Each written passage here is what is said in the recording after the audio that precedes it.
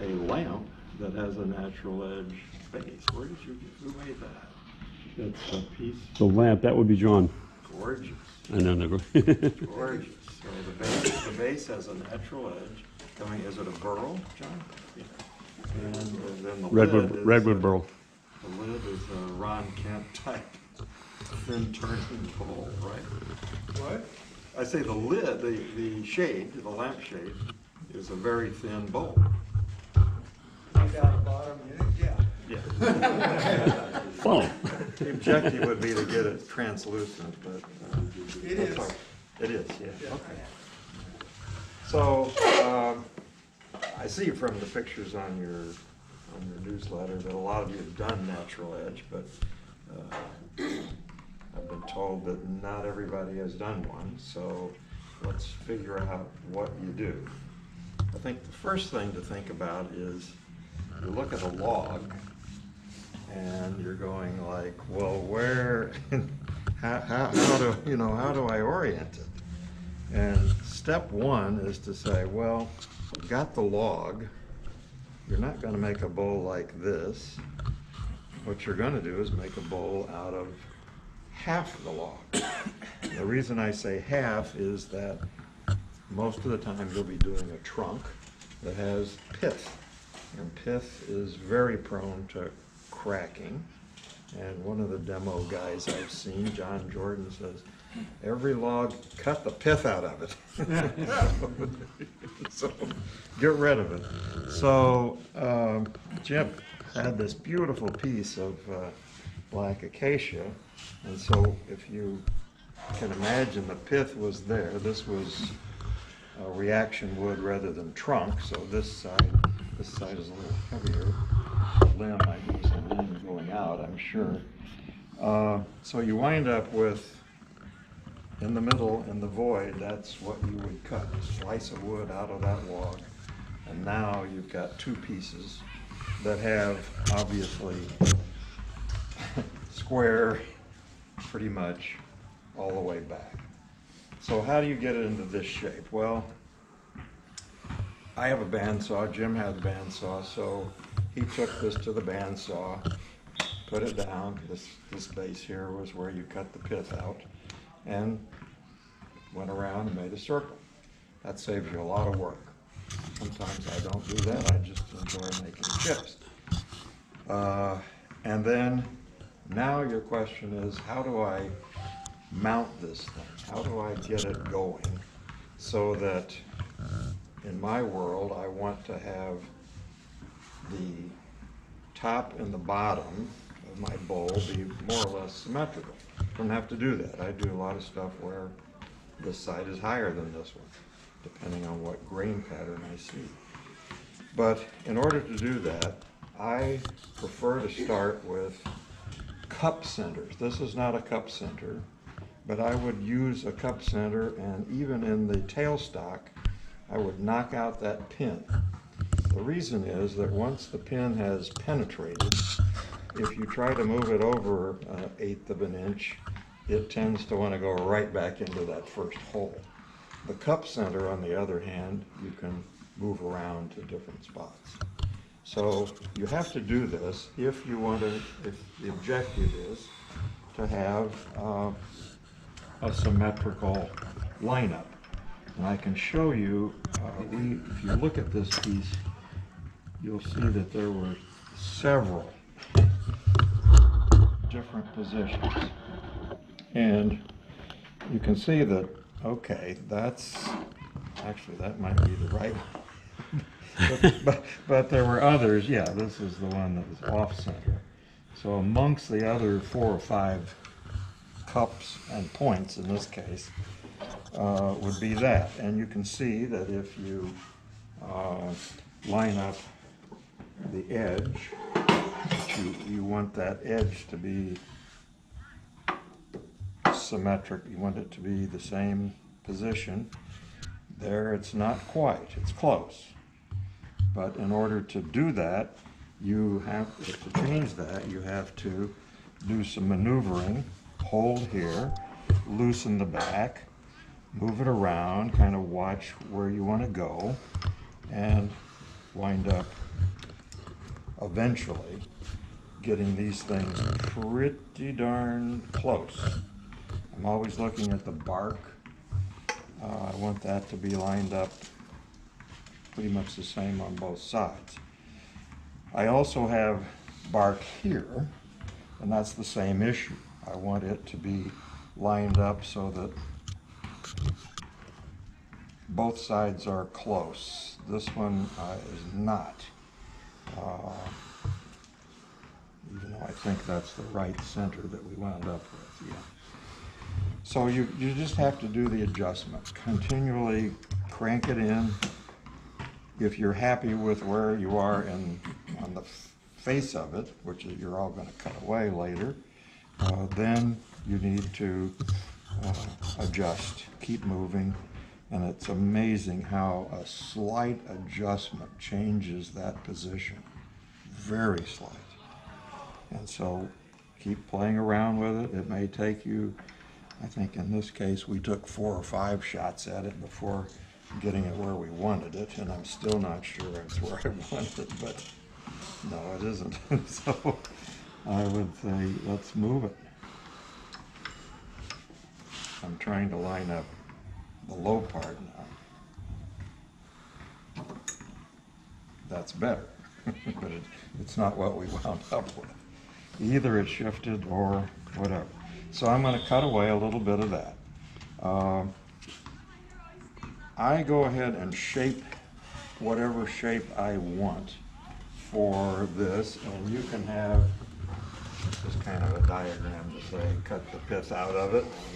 This one is what you're going to see by way of grain pattern.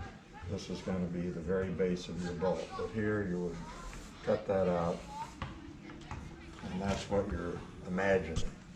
When you think about shapes, and I'll show you a few of mine in a moment, but Larry has one here that's pretty far advanced in terms of what you want to do. You can have simple, basic one, and I tend to do this for, a functional bowl. Men have tons of things in their pockets. Put it in there. That's a good use for it. The more artistic way to not a functional bowl is to think about, well, there's going to be two basic alternatives. And one is what you would call a banana bowl, which might be, this is the other half of the log. This might turn out to be more banana. It's going to be shaped this way. And you can decide to do that depending on how much you want to cut off of the base. The other alternative is to do sort of a ogee kind of thing. So your bark is going to be right here and right here. And I think this turns out to be quite beautiful. And otherwise, you can, just a traditional bowl shape. No problem. You've got bark there and there. And those turn out to be nice too. I'll show you a few of those later. So let me make sure I've covered what I want to cover. So one question, what woods would you suggest to use to start out with? Because obviously some boxes fall off by the time you Yeah, look at them good point. in summer. The general rule is that if a tree is cut in the late fall or winter, the bark will tend to hold on as you turn it. If it's in the spring, no, it flies off. Now, that may have to do with the trees controlling the flow of nutrients. In the winter, it shuts down and kind of grabs on. And in the spring, it loosens up so that the juices can flow up. I don't know. But that's the general rule that I've heard. I think that's correct. Do you ever have pieces that you have to glue on the bark prior to turning them? Yes. Always have a little super glue. That's just Both of those, idea. You didn't use super glue on this? Yes, I did. Okay. I had a piece fly off. I had to glue it back on. Yeah. What was this?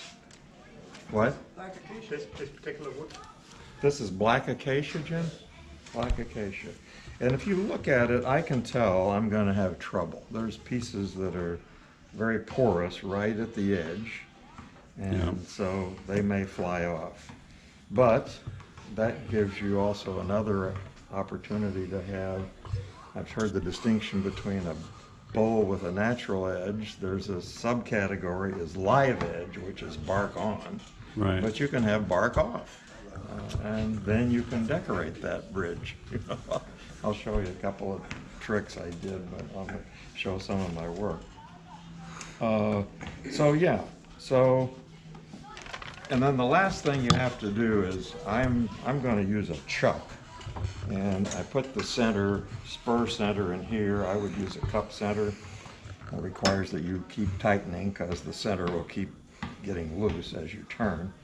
The spur is better in the sense that it does grip harder and it isn't going to slip. But what you have to wind up with is a tenon and to go in your chuck.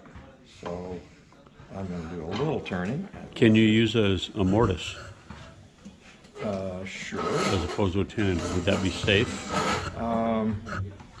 Yeah, I suppose. Look, check your wood. You're talking about a recessed, Yeah. grabbing with an expansion. So if you cut a little base and insert the chuck the hole, but caution, you can split the wood very easily by too much tension, and if you don't have enough tension, it'll fly out anyway, so, I tend to like the tenon. Not that the tenon is a sure 100%, it can break off too. So, all right, let me do some turning and see if we can get to a tenon. This is a weight I haven't used. This is a new gouge. I've had this handle for years, which I use a spindle gouge inside here. This is a regular bowl gouge, 5/8, kind of ground with an Ellsworth sort of shape thing. Wrong, okay. This one zips right up there. A little vibration at 1100. Faster. Chuck key. Okay. So when I'm doing my cutting, I want to cut into the edge, and of course you can't see it. You can feel it, and you can listen, and then once you've done enough of that, you kind of figure out where the silhouette is. Line your gouge up pretty much straight because you want a clean cut into it, and you can watch the silhouette disappear. I think one of the hardest things to learn as a beginning turner is you don't have to be watching right here all the time. Once you learn how to hold that, once you know how to make your cuts, focus on the shape, which I'm looking over there at the base of the stand, the wood stand, wood bench, and that's all I need to do. I'm not going to try to perfect this because there's too much to do, and it'll have to be sanded heavily anyway, so save that for later. Demoing and sanding is not fun So you're for the running, viewer. you're running about 1,300 RPM, you said? This is 1800. 1,800. Yeah. Speed is your friend. I like all your newsletter safety tips. I leave that in there. Yeah, no, I'm like, wow, that's a good refresher. That should be.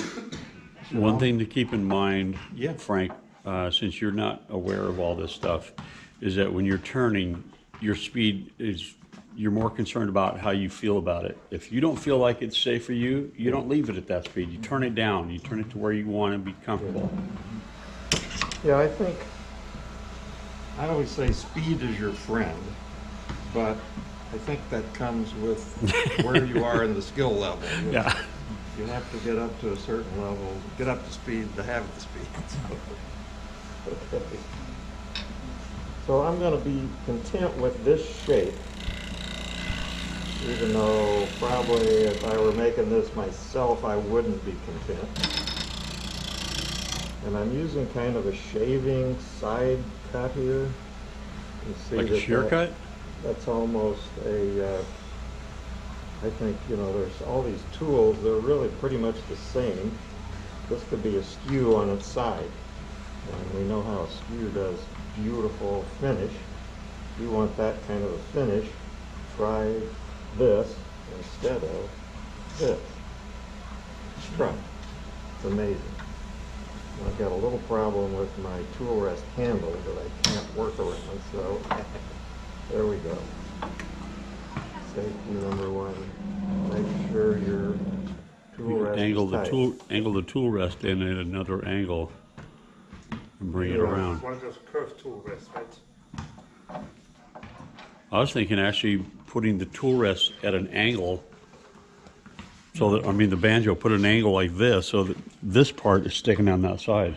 Good thinking. Yeah, and then turn the tool rest around. There you go. Except you probably don't want to be on the bowl. Yeah, I'm still gonna hit it. But Might be able to get more out of it. Does that handle pull out so you can tighten that in different location? it does what? Does the handle pull out so you can change where it tightens? Genius. Thank you. The thing with speed that I find is that higher speed sometimes gives a cleaner cut. And you can turn quicker, right? I mean, if you're making production stuff, you try to turn a chair, you just want to go push, you're done, next one. If you just want to spend half an hour cutting some shavings, you actually want to go slow. So you turn it nice and slow, so it's very safe, you don't worry about it, it takes forever to make these cuts, but say this He's runs doing for what's half an called hour. a shear cut. And he gives you a really nice Right finish. now, it's one of the other reasons to use as much speed as you can if you've got an irregular surface like you do here, that if there's less time between where you're touching wood and you're touching air, there's less likelihood that your circular is going to go plunging in